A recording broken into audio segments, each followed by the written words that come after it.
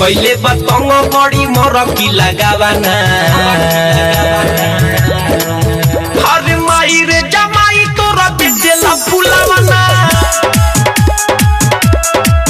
हो माई रे जमाई तोरा बेचता फुलावाना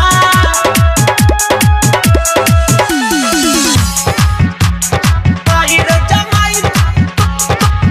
तोरा बेचता फुलावाना DJ Vikas Riga Sitamarhi presented by lovely film production.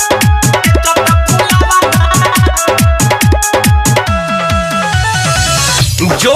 जब करे छोड़ी नौकरी सरकारी बोली तो देवेला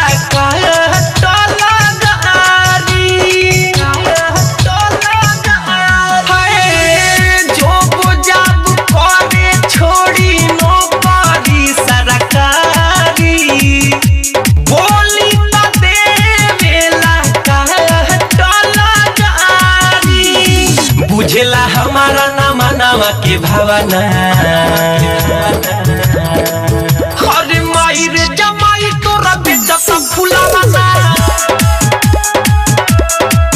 हाँ माई रे जमाई तोरा बेचेला फुलावाना डीजे विकास रीगा सीतामढ़ी। तोरा बेचता फुलावाना आप सुन रहे हैं अमित पटेल की आवाज में। बेर बेर हमारा के करे परेशान रे कोई हाली कोई लसपान के दुकान रे बड़ अति कइले बा हाय बेरी बेरी हमारा के करे परेशान रे कोई हाली कोई लसपान के दुकान रे खाए के रोटी बना जोरे के बलावाना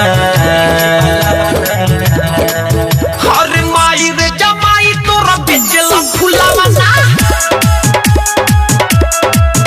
हाँ माई रे जमाई तोरा बेचता फुलावाना